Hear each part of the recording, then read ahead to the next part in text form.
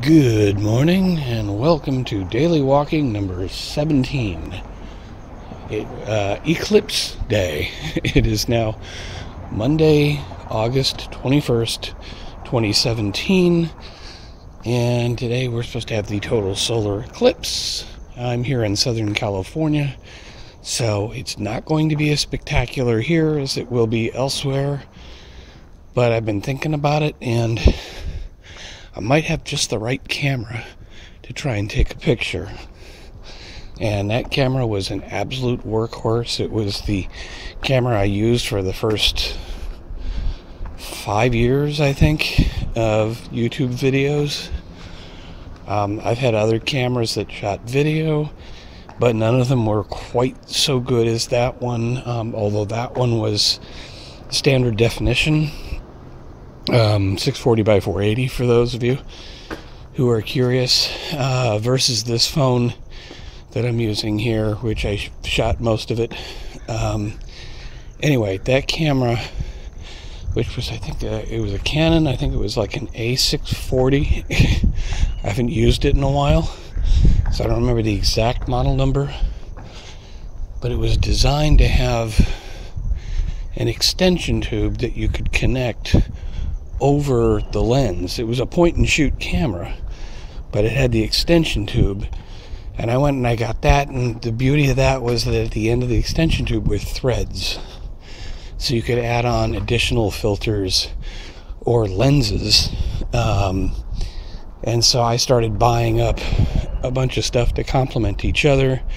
I even got a set of rings that expanded it from 50 millimeters out to 72 or something like that.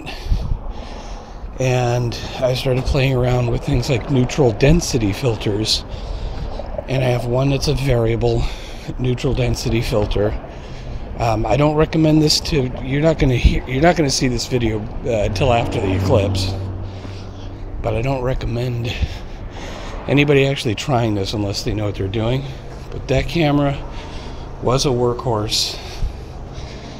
Didn't have dead pixels like this one.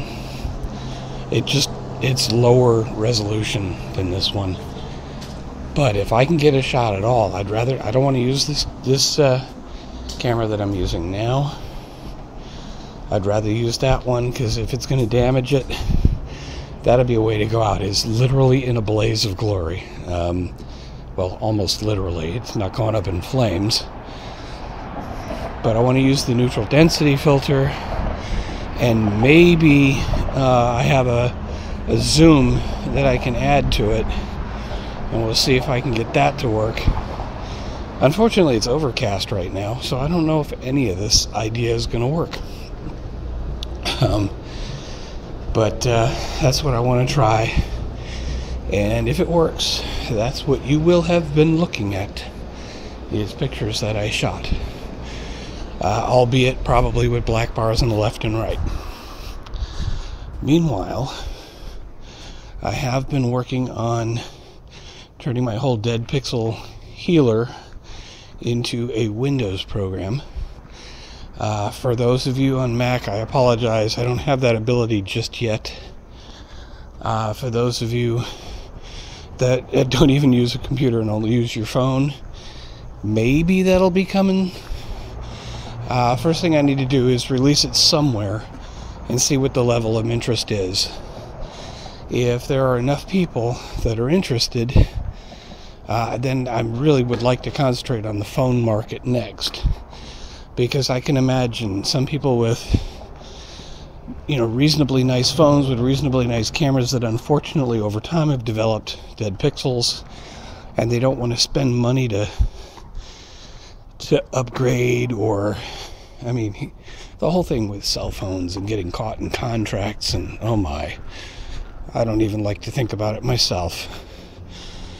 So I think the cell phone people would be the next market I would try, but I'll probably announce it here first when it's ready.